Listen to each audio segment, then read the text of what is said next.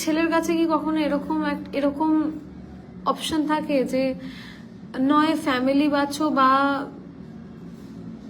সংসার বাঁচো বা প্রফেশন বাঁচো, মানে এরকম যে অর করে তিনটে কেন একসাথে হয় না? সেটা তো ছেলেদের কাছে তো এরকম অপশন কেউ দেয় না। না, ফ্যামিলি ছেড়ে দাও তবে তোমার বউ থাকবে, ফ্যামিলি ছেড়ে দাও তবে তোমার কাজ থাকবে, এই অপশনগুলো তো ছেলেদেরকে কেউ দেয় না। না, আমি জানি না দেয় কিনা, বাট মেয়েদের ক্ষেত্রে কেন এইখানটাতেই ফোকাস হয় বারবার।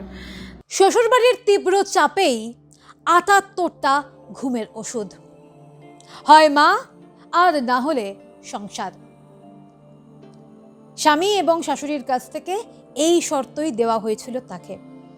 2026 সালে দাঁড়িয়েও একটা মেয়ের কাছে এটা কতটা লজ্জার যে বিয়ের পর সেই মেয়েটি নাকি মা বাবার দায়িত্ব নিতে পারবে না, তাকে সেই দায়িত্ব নিতে দেওয়া হবে না। শ্বশুরবাড়ির এই অমানবিক চাপের কাছেই নতি স্বীকার করতে বাধ্য হয়েছেন দেবলীনা নন্দী। দেবলীনা নন্দীর পরিচয় আলাদা করে দেওয়ার কোনো প্রয়োজনীয়তা রাখে না। তিনি একজন গায়িকা, তিনি ডেলি ভ্লগ করেন, তিনি ভ্লগার। মিষ্টি মুখের এই মেয়েটা প্রত্যেকটা দিন তার দৈনিক জীবনযাপন সোশ্যাল মিডিয়ায় তুলে ধরেন। লাভ ম্যারেজ করেছেন, কিন্তু এই মুহূর্তে ৭৮টা ঘুমের ওষুধ খেয়ে হাসপাতালে চিকিৎসাধীন। কারণ দিনের পর দিন বিয়ের পর থেকে তাকে শর্ত দেওয়া হয়েছে তিনি তার মায়ের সঙ্গে সম্পর্ক রাখতে পারবেন না। কেন তিনি মায়ের সঙ্গে সম্পর্ক রাখতে পারবেন না? দেবলীনার লাইভে এসে বলা কথাগুলোতে সেই সবটাই তিনি জানিয়েছেন। আসুন শোনাবো একবার আপনাদেরকে যে কেন দেবলীনা তার মায়ের সঙ্গে সম্পর্ক রাখতে পারবেন না। নিজের মুখেই বলেছেন দেবলীনা। আসুন শুনবো একবার।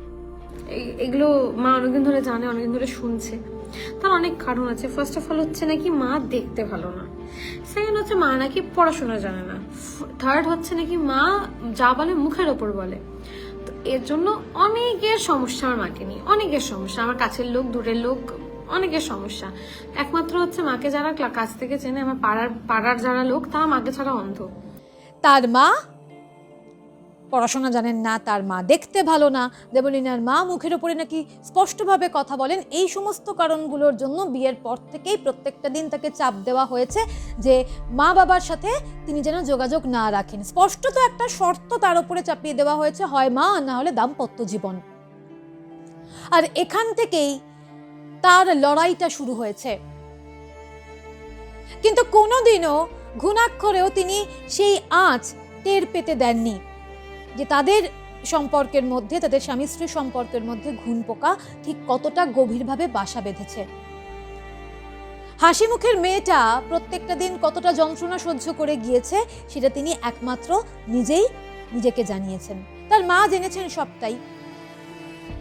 এবং ইতিমধ্যেই একটা অদ্ভুত বিষয়, যখন দেবলীনার এই ভাইরাল ভিডিওটা সবার কাছে ছড়িয়ে পড়েছে, যখন ইতিমধ্যেই জানা গিয়েছে যে এতগুলো ঘুমের ওষুধ খেয়ে নিজেকে তিনি শেষ করে দিতে বাধ্য হয়েছিলেন, নেটিজেনদের একাংশ তারা কিন্তু বলছেন যে এই সবটাই পাবলিসিটি স্টান্ট, এটাও কন্টেন্ট। অনেকে তো ঠাট্টা তামাশা করে এটাও বলছেন যে নিজেকে শেষ করে দেওয়াটা আবার কোনো সমাধান নাকি। না, একথা সত্যি আলাদা করে বলার অপেক্ষা রাখে না যে নিজেকে শেষ করে দেওয়াটা সত্যি কোনো সমাধান বা কোনো পদক্ষেপ নয়। কিন্তু একটা মানুষ প্রত্যেকটা দিন লড়তে সবকিছু সহ্য করে নেওয়া ঠিক কোন পর্যায়ে পৌঁছে গেলে তারপর নিজেকে শেষ করে দেওয়ার কথা ভাবে, সেটা হয়তো কারোর পক্ষেই আন্দাজ করা সম্ভবপর নয়। এবং একটা মানুষ যখন স্থির করে নেয় যে সে নিজেকে শেষ করে দেবে, সেই চরম পর্যায়ে গিয়েও হয়তো সে বাঁচার চেষ্টা করে। আর ঠিক এই কারণেই দেবলীনাও এই কাজটা করার পর নিজের খুব এক কাছের বন্ধু তাকে জানিয়েছিলেন যে তিনি এরকম একটা কাজ করে ফেলেছেন। এবং ভাগ্যিস তিনি সেটা জানাতে পেরেছিলেন, না হলে হয়তো দেবলীনা আজ আর আমাদের মধ্যে থাকতেন না। দেবলীনার এই গল্পটা, দেবলীনার এই ভিডিওতে বলা কথাগুলো একটা বিষয় প্রমাণ করে দিল যে তারকা বৃত্তে বসবাস করলেও দেবলীনার লড়াইটা আর 5টা সাধারণ মেয়ের লড়াইয়ের থেকে কোনো অংশে আলাদা নয়। কারণ আজও অনেক মেয়েকেই, বা বলা চলে কম বেশি প্রায় সব মেয়েকেই বিয়ের পর একটা সীমারেখা সামনে দাঁড়াতে হয়, যেখানে তাকে বলা হয় যে সে তার মা বাবার সঙ্গে বেশি যোগাযোগ রাখতে পারবে না। মা বাবা তখন তার কাছে একটা দ্বিতীয় অপশনের জায়গায় চলে যায়। তাকে বুঝিয়ে দেওয়া হয়, তাকে এটা বাধ্য করা হয় মানতে যে বিয়ের পর শ্বশুর বাড়িটাই তার সব থেকে গুরুত্বপূর্ণ এবং প্রথম প্রায়োরিটির জায়গা। কিন্তু কেন বলুন তো? যে মা বাবা একটা মেয়েকে ছোট থেকে বড় করলেন, তাকে পড়াশোনা শেখালেন, নিজের পায়ে দাঁড় করালেন, শুধুমাত্র মেয়ের বিয়ে হয়ে গিয়েছে বলে তাদের প্রতি তাদের মেয়ে কোনো দায়িত্ব পালন করতে পারবে না। ছোট থেকেই মারাত্মক স্ট্রাগল করে বড় হয়েছেন দেবলীনা। একটা সময় জীবনের এমনও গিয়েছে যখন নুডলস নয়, তার মা তাকে শুধু নুডলস সেদ্ধ করা, জলটুকু খাওয়ানোর ক্ষমতা রাখতেন। তার বাবা অসুস্থ, বাবা সবকিছুর মধ্যে থাকতে পারেন না, তাই মা মেয়ে স্ট্রাগল করেই আজকে এই জায়গায় এসে দাঁড়িয়েছেন। এমনও দিন গিয়েছে যখন গানের শিক্ষকের কাছে যেতে লজ্জা পেতেন দেবলীনা, কারণ তার যে মাইনে সেটা দেওয়ার ক্ষমতা থাকতো না দেবলীনার মায়ের। আর আজকে শুধুমাত্র বিয়ে হয়ে গিয়েছে বলে যদি সেই মাকে ছেড়ে দেওয়ার মতন একটা শর্তের সামনে দাঁড়াতে হয়, তাহলে মনের ওপর যে ঠিক কতটা চাপ পড়ে তা আলাদা করে বলার কোনো প্রয়োজনীয়তা রাখে না। কিন্তু দেবলীনা তিনি সংসার ভাঙতে চাননি। তিনি প্রত্যেকটা দিন প্রত্যেকটা মুহূর্তে এটাই চেষ্টা করে গিয়েছেন যাতে সব দিক সমানভাবে বজায় রাখা যায়, সব দিকটা নিয়েই তিনি এগোতে চেয়েছেন। তিনি নিজের মুখেই বলেছেন কোনো কিছু কেনাকাটা করলে দুটো বাড়ির জন্য করতেন, কোথাও ঘুরতে গেলে দুই মাকে নিয়ে ঘুরতে যেতেন, কিন্তু তারপরেও শাশুড়ির প্রিয় বৌমা হয়ে তিনি উঠতে পারেননি। বেশ কিছু ভিডিও যেটা এখন আবার ভাইরাল হচ্ছে, সেই ভিডিওতে তার স্বামী তাকে ঠিক কি উত্তর দিয়েছেন তার আবদারে, তার বলা কথায়, সেটা এখন নেটিজেনরা দুয়ে দুয়ে চার করতে পারছেন। অনেকেই বলছেন এটা পাবলিসিটি স্টান্ট। ঘটনার পরে মঙ্গলবার দেবলীনার প্রোফাইল থেকে লাইভে এসেছিলেন তার মা এবং দিদি। সেখানে তার দিদি স্পষ্টভাবে জানিয়েছেন দেবলীনা যথেষ্ট সেলফ ডিপেন্ডেন্ট একজন মেয়ে, তার কেরিয়ারে সে যথেষ্ট সফল, তাই এই নিজেকে শেষ করে দেওয়ার মতন কাজ করে পাবলিসিটি স্টান্টের কোনো প্রয়োজন নেই। তার যথেষ্ট পরিচিতি রয়েছে এবং জীবনের এই দ্বিতীয় ইনিংস, জীবন তাকে দ্বিতীয় একটা সুযোগ দিয়েছে। সেই জায়গায় দাঁড়িয়েও দেবলীনা কিন্তু বলেছেন যে তিনি চাননি এরকম অর্ধেক কোনো কিছু কাজ করতে, তিনি চেয়েছিলেন নিজেকে শেষ করে ফেলতে, অর্থাৎ এখনো তিনি একেবারে ডিপ্রেশনের খাদের ধারেই দাঁড়িয়ে রয়েছেন। দ্বিতীয় ভিডিওতে দেবলীনার মাও স্পষ্টভাবে জানিয়েছেন যে তার মেয়েকে ঠিক কি রকমভাবে অত্যাচার করা হতো, কতটা মানসিক যন্ত্রণা সহ্য করে গিয়েছে তার মেয়ে। কান্নায় ভেঙে পড়েছেন তিনি। এবং দেবলীনার দিদি তিনি কিন্তু স্পষ্টভাবে জানিয়েছেন দেবলীনার স্বামী, তার পাইলট স্বামী প্রবাহ, তার যে জীবনযাপন, সেই জীবনযাপনের অনেকটা গুরুদায়িত্বই কিন্তু ছিল দেবলীনার উপরে।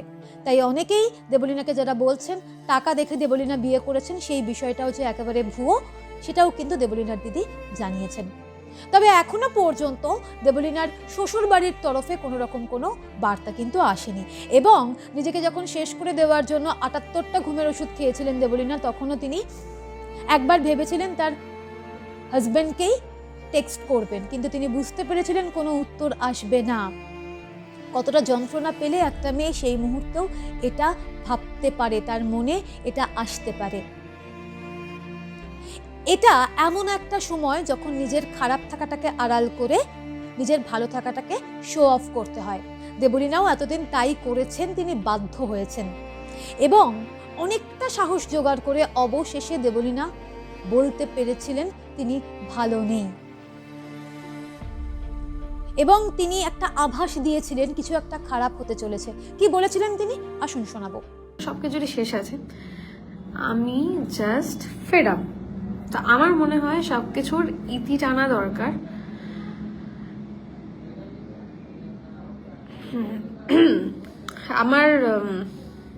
আমি জানি না এরপরে কি হবে, কারণ আমার কেন যেন মনে হচ্ছে আমার শরীরটা দেবে না।